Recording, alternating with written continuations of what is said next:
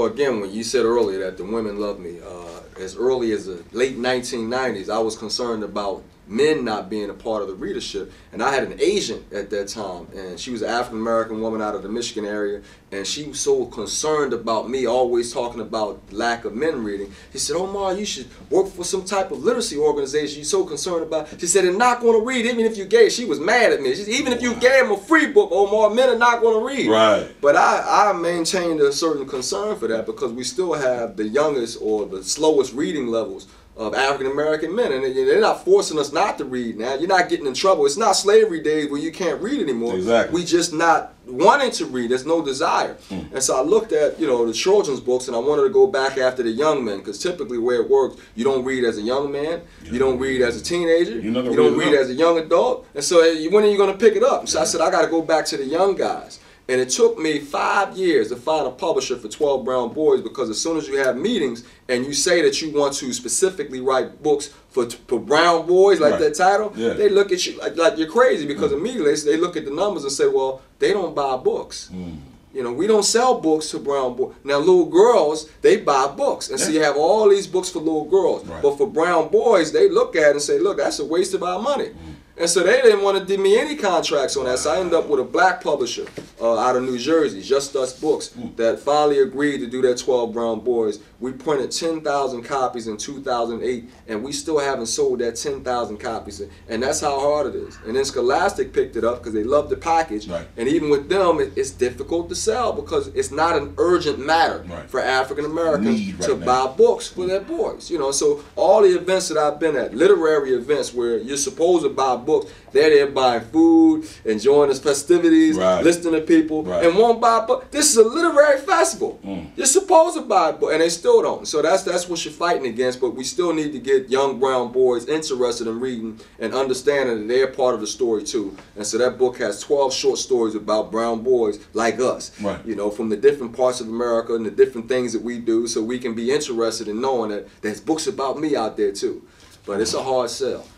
Well, for the most part, you're looking at publicity. How can we get publicity? We had a glorious time period in the late 1990s where we had a lot of publicity for African-American authors. And that was a time where, a lot of us became, like celebrities. And I was a part of that era. Elin Harris, Michael Bazin, Eric Jerome Dickey. I call us the Big Four. Omar Tyree. Of course, you had the women, Terry McMillan, her sister Rosalind McMillan, B.B. Moore Campbell, Iyama Van Zandt had books that Oprah was putting out. Toni Morrison was still writing her book. And so we had this glorious time period. Walter Mosley writing his mystery books, and the President Clinton picking that up and saying he loves it, Walter Mosley's content. So we had a time period where we were quite popular. But right now, it's not, we're not as popular anymore. I think Tyler Perry is taking over with his stage plays and, of course, his films. And so it's just one of them things where, one point you're hot and one point you're not. And we were hoping that we could, force our way into movies and films off of our books, but Tyler Perry has been able to do those things with his work. And so you're just looking at another wave, as you say, they go up and down. You're like a roller coaster ride. We're just looking for that wave to get back in where books would be important again. Well, you've created your own wave. Let's talk about some of your other business ventures. Well, The Equation is a book that I put out. You can get that from all of my books, actually. You can get on Amazon.com or from my website, OmarTyree.com. That's OmarTyree.com. You get all the books there, or online, Barnes & Noble. You can get so many things online. You can get them online on ebooks. Also Corrupted, which you spoke about in the break. We can talk about Corrupted from ebook and online. So you get all the books online. Bam! You get all of them. But for the most part, the whole entrepreneurship game, I had to start my own company with publishing, because in the early 90s, there weren't a whole lot of African-American publishers putting our content out. And so I didn't have a big-time mainstream publisher like Terry McMillan. I put my own books out. My first 3 books, Fly Girl, I had a book called College Boy, Colored on White Campus, as I initially called it. And then I had a DC book about Washington, D.C.'s drug dealers, Capital City.